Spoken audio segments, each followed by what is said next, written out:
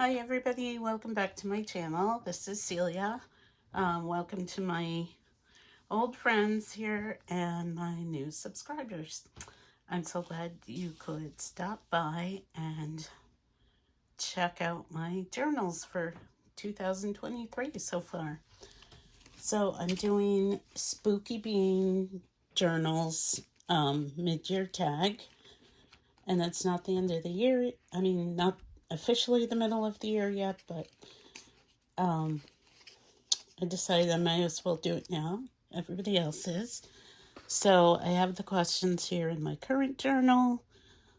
If you want to do the tag with your journals, check out Spooky Bean Journals on YouTube. And make sure you tag so that we can all watch your video. All right.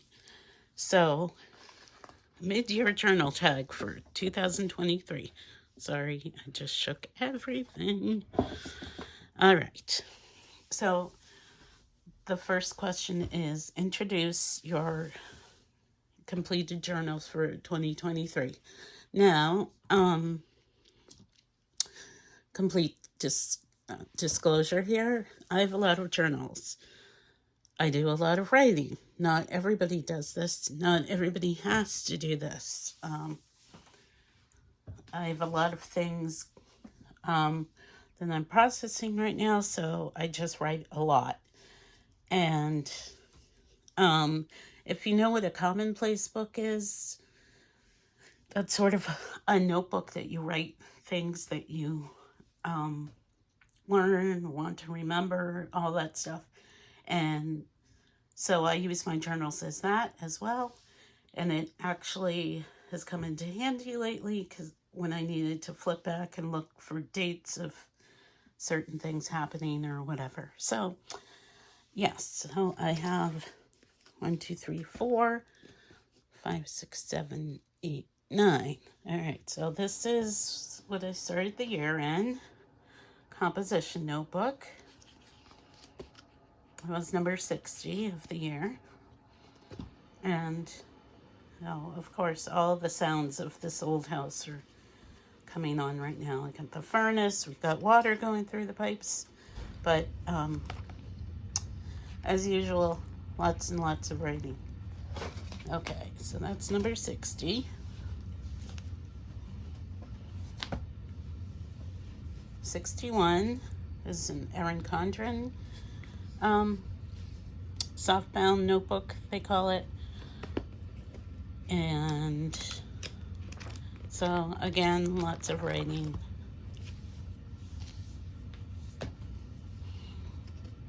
This one is from Target, and it's spiral bound, and it completely fell apart. But that's number 63. And so, in just those 3 journals I've showed you, I've used different kinds of journals. Like, I'm always changing my mind about what I want to use.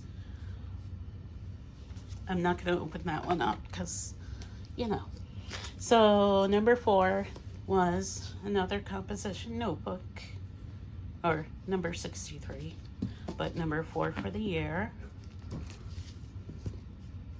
I haven't been telling you dates, sorry, but I have fun with these composition notebooks. And I bought a bunch last year, back to school time, for fairly cheap. And you can just do whatever you want with them. Alrighty. Let's see. Number 64, which is the 5th one for the year, is a Michael's journal. Again, this is one of those cheaper journals. I kind of go back and forth about what I want to use. And as usual, got pretty chunky. Just gonna change my position here because my back is killing me.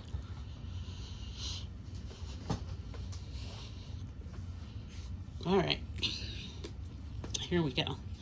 Number 65 is a Moleskine journal. It's the Sakura Cherry Blossom. And again, got pretty thick. I really love that one.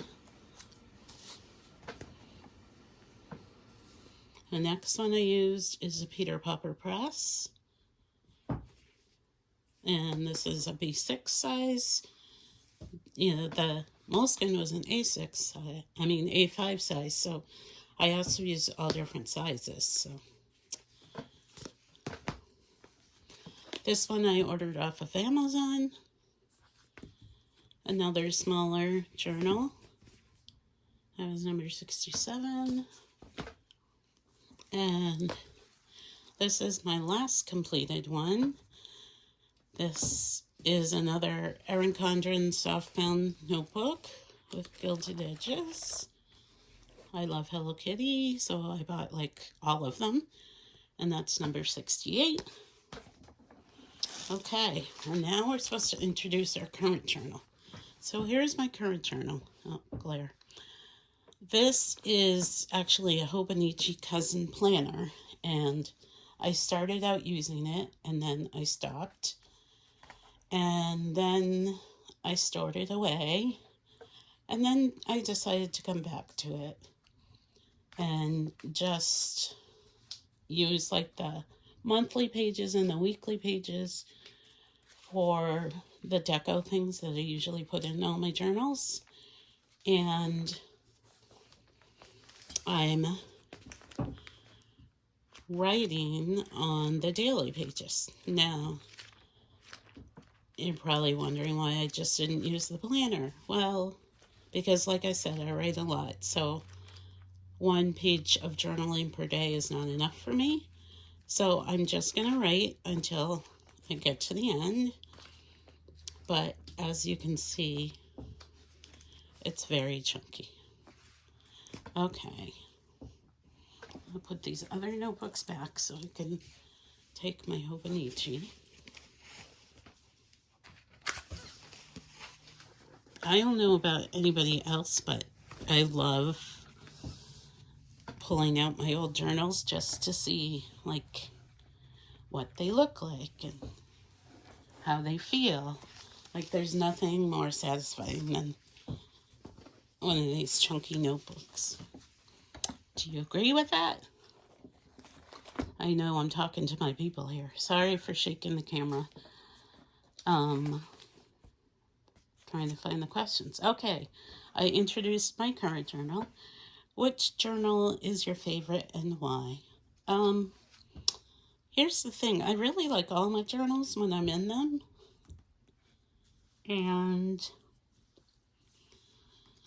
I never abandon a journal. I might find other things to stick in just to get done with it. But I think my favorite so far has been this moleskin.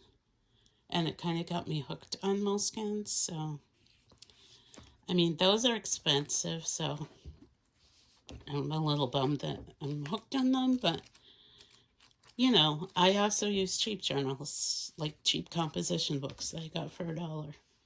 So, why was it my favorite? Because I love cherry blossoms. And I really like the paper. And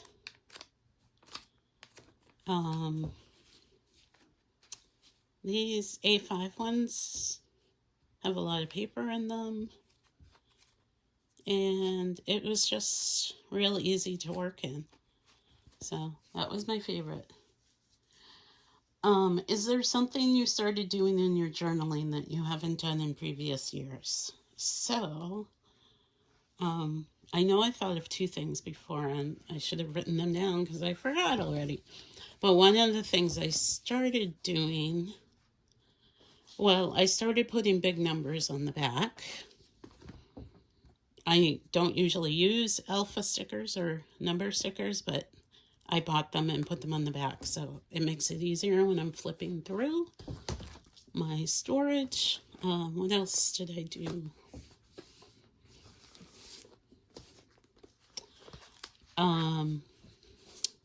So I started using these labels because I have a lot of planner stickers, so I decided to use up those labels because I don't usually use them in my planners that much, and I use them for the dates. So, trying to find one on that side. But I have a whole bunch of different ones, like from Erin Condren and Happy Planner and the small shops that I visit. Anyway, that's one thing I started doing. What else did I start doing? I don't know. I think that's it. I've been journaling for so long, I just do my thing. Okay. The next question, what are 5 supplies you could not live without? Okay, well, I'm not going to show them because I'm in an awkward position right now filming this video, but I would say pens, notebooks. Now, notebooks is a broad term, so it could be any kind of notebook. It could be expensive ones like Peter Piper Press and Moleskine, or it could be a cheap one. It doesn't or like the one I got at Target that fell apart. I liked writing in this just like I write the others. I'm not fussy. I just need a place to write. Okay, so that was 2 things. I would say washi tape. I would say stickers. And that's 4 things. I think that's really it that I couldn't live without. I mean, obviously, I lived without washi tape for a long time because it wasn't around when I was younger and started journaling. But I would just say those 4 things. Those are what I use the most. Do you have a favorite spread for this year? Is the next question. And not really. I don't really do spreads. I just write. But there was one. I think it's in this one. Let me look. I tend to think of spreads more as scrapbooking, and I definitely don't do scrapbooking. I just write.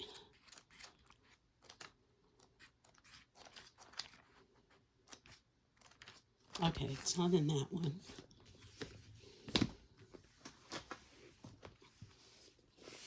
And if you happen to see your name as I'm flipping through, it's nothing bad. I'm just talking about your video that I watched and how inspiring it was for me. I think it was in a composition notebook.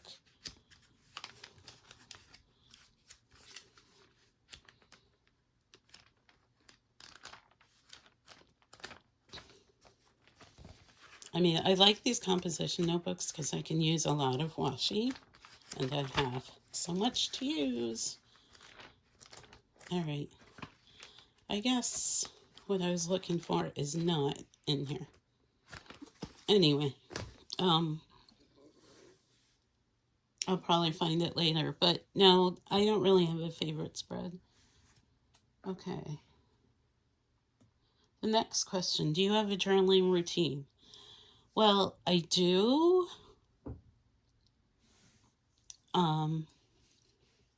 I always try and write in the morning, but there's no structure to that. It's whatever pages I get through. So if I'm running late in the morning, it might just be a few pages. Or not even a few pages. It might be a sentence that says, I'm running late, can't write. So I usually write in the morning. It helps me because I have a lot of anxiety in the morning, and so it helps me get inspired to go to work. Why did I close that again? I'm a mess. Okay. And then I usually write again at night when I come home from work. I'm a teacher, if you don't know. And then on the weekends, I tend to write more. But some stuff, a lot of things I write or that could be chores. It could be like right now I'm doing laundry, so I wrote, go put the laundry in, whatever. Okay, so how are your journaling goals going this year? So I don't really set journaling goals because I know I'm going to break them, but one was to use composition notebooks. And then after I was in this first one, I decided I didn't want to just use composition notebooks because I missed some of my other notebooks. So I've used 2 so far, and I have tons more. I might use another one, who knows. But so that goal I broke. The other goal I'm working on is using what I have, and I feel like I'm doing pretty good on that. I mean, I do buy more things, I'm not going to lie, but I'm really trying to use what I have, and I'm tracking everything I buy. So, yeah, I feel like that's working out. And I also put away some of my stuff because, well, I like to see my supplies out, like my journals and my washi and all of that. I do get overwhelmed. So I put about half of my journals away in storage. And, I change my mind from time to time. Like I had put my Peter Popper Press journals away, and I just took them back out yesterday. So I'm glad I have a wide selection. I don't feel like I have to go shopping for new journals all the time unless there's something specific that I want. I can just shop my stash, which is what I've been doing. And also, like using this planner that I would have just spent lots of money on and then put away. And I know I talked about this in a different video, but I have, I'm